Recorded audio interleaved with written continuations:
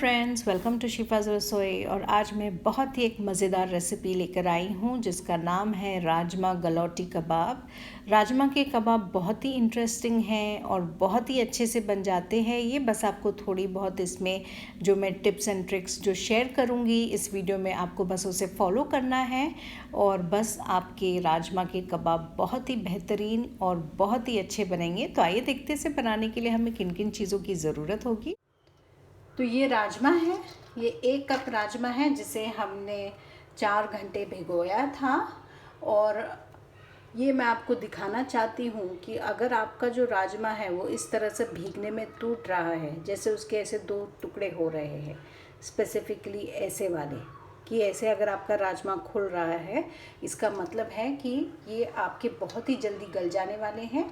तो आप इसे बस एक ही सीटी देंगे। अगर आपके इंटैक्ट है, यानी कि ऐसे है सारे के सारे, तो आप 2 सीटी देंगे या 3 भी दे सकते हैं। हमें इसे ज़्यादा ओवर बॉयल नहीं करना है, वरना ये कबाब बनने में बहुत ही ज़्यादा तकलीफ़ होगी। इसके पहले भी हमने काले चने के कबाब बनाए हैं जो आप लोगों को बहुत पसंद आए हैं और आप लोगों के बहुत ही अच्छे उस पर फीडबैक्स आते हैं। और मैं आप लोगों के हर एक फीडबैक को मैं फेसबुक पे पोस्ट करती हूँ और वहाँ पे भी बहुत सारे लोगों को आप लोग के फीडबैक्स पसंद आते हैं। तो अब हम इसे बॉईल करेंगे 3 कप पानी के साथ। ये 1 कप राजमा है तो हम 3 कप पानी के साथ इसे बॉईल करेंगे, हाफ़ टी स्पून सॉल्ट के साथ, और इसे बॉईल करेंगे हम।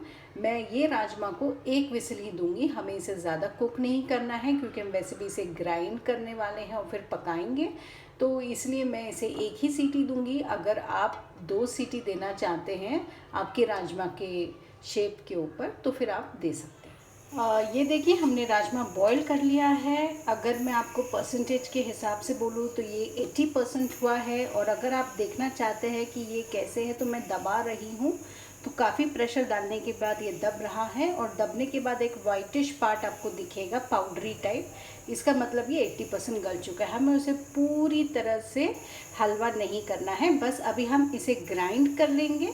आप इसे स्मूथ भी कर सकते हैं या हल्का सा दरदरा भी रख सकते हैं। तो हमने यहाँ पे राजमा को अच्छे से पीस लिया है, मैं आपको बताती हूँ। देखें यहाँ पे हमने उसे इस तरह से पीस लिया है। अगर हम इसका कुछ शेप बनाते हैं तो इसकी शेप अच्छे से बनती है। और जो दूसरी चीज़ें हमने यहाँ पे लिए हैं वो है एक मीडियम साइज़ का बॉइल्ड पोटैटो जिसे हमने मैश करके लिया है। अगर आप चाहते हैं तो फिर आप इसमें आप ज़्यादा भी ऐड कर सकते हैं, लेकिन जब आप राजमा के कबाब बना रहे हैं तो राजमा का जो है वो डोमिनेंट टेस्ट होना चाहिए, ना ही आलू का। दूसरी जो चीज़ें हम इसमें डाल रहे हैं वो 1 टेबलस्पून भर के जिंजर गार्लिक पेस्ट है, हरी मिर्ची हस्बे जायका, घर में बच्चे हैं तो कम डालें, तो मैंने यहाँ पे सिर्फ 2 डाले हैं, और 2 बड़े साइज़ के प्याज जिसे हमने बहुत ही फाइनली चॉप कर लिया है। इसके अलावा जो चीज़ें हम डालने वाले हैं वो कुछ मसाले हैं। तो हमारे पास है 1 टीस्पून सॉल्ट। हमने सॉल्ट राजमा बॉईल करने के टाइम पे भी डाला था, लेकिन अब जो सॉल्ट डाल रहे हैं वो हम ये सारे मसाले और ये जो हमने एक्स्ट्रा चीज़ें डाले हैं प्लस इसमें जो अंडा आएगा उसके हिस्से का हम डाल रहे हैं। तो यहाँ पर है हमारे पास 1 ही teaspoon chaat masala, half teaspoon गरम मसाला, ड्राइड मिंट लीव्स मेरा होममेड है, इसका लिंक आपको वीडियो पे मिल जाएगा, ये भी हमने हाफ़ टीस्पून लिया है। 1 टीस्पून हमने क्रश रेड चिली फ्लेक्स ली है। 1 टेबलस्पून दोनों हमने भुना हुआ कुटा हुआ धनिया लिया है, और ये भुना कुटा हुआ ज़ीरा है। तो ये सारे के सारे जो मसाले हैं हम इसमें डाल देंगे। और ये जो रेसिपी है ये मेरे शामी कबाब के साथ बहुत ही मिलती जुलती है, ऑलमोस्ट सिमिलर ही है। और इसमें अभी हम डाल देंगे 1 अंडा और डाल देंगे अभी हम इसमें 1 नींबू का जूस। आप टेस्ट करके जो अपने मिर्ची मसाले हैं, दूसरे जो चीज़ें हैं, आप उसे ऊपर नीचे कर सकते हैं। तो ये डालने के बाद अभी हम इसे अच्छे से मिक्स कर लेंगे। अगर आपको लग रहा है कि आपकी बाइंडिंग में अभी भी प्रॉब्लम हो रही है तो फिर आप 1 आध आलू बढ़ा सकते हैं या फिर आप इसमें थोड़ा सा बेसन डाल सकते हैं। ये देखिए हमने अच्छे से मिक्स कर लिया है। अब इस पॉइंट पे आप एक शेप बना के देखिए।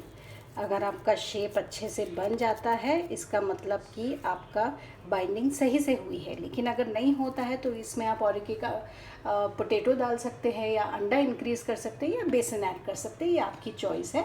अब हम इसे थोड़ी देर के लिए 10 से 15 मिनट तक इसे ऐसे ही रहने देंगे ताकि जितने भी जो फ्लेवर्स हैं वो इसमें इन्फ्यूज़ हो जाए। इसी पॉइंट पे आप टेस्ट भी करके आप सॉल्ट चिलीज़ को अपने हिसाब से एडजस्ट कर सकते हैं। पैन रख दिया है हमने गर्म होने के लिए और उसमें तेल डाल दिया है। ये जो कबाब है वो बहुत ज़्यादा तेल पीते हैं और जो फ्लेम है वो मीडियम हाई पर है। तो हमने एक एक इस तरह से मोटी मोटी हमने पैटी बना दी है और हम तेल में इस तरह से छोड़ देंगे। अगर आप चाहते हैं तो फिर आप इस पैटी को अंडे में भी डुबा के आप फ्राई कर सकते हैं। तो ये देखिए मैंने ले लिया है एक गोल सा पोर्शन, उसे इस तरह से हम फ्लैट आउट कर देंगे।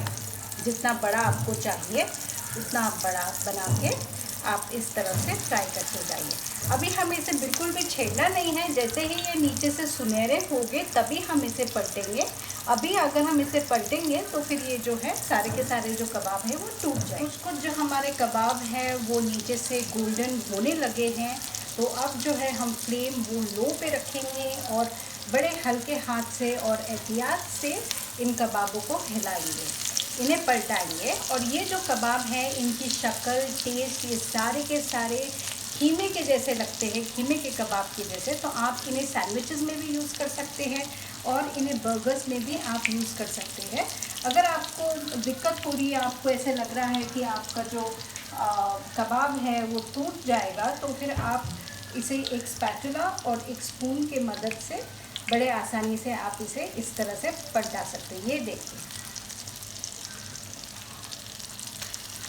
बस इसी तरह से हम सारे के सारे जो है उसे फ्राई करके रख देंगे। कबाब जो है वो हमारे अच्छे से फ्राई हो गए हैं, तो अभी हम उसे एक अलग से सर्विंग प्लेटर में निकालेंगे। सो फ्रेंड्स, यहाँ पर हमारे राजमा के गलौटी कबाब रेडी हैं जो मुंह में जाते ही घुल जाते हैं। तो मैं चाहती हूँ कि आप मुझे इसका फीडबैक दीजिए एंड मुझे ज़रूर बताइए कि आपके फैमिली मेम्बर्स का क्या रिएक्शन था। मेरे घर में तो हमेशा इसका रिएक्शन बहुत ही मज़ेदार होता है। अगर आपको मेरी ये रेसिपी अच्छी लगी तो ज़रूर इसे सब्सक्राइब कीजिए, लाइक कीजिए और अपने फैमिली एंड फ्रेंड्स के साथ शेयर कीजिए। And thank you for watching.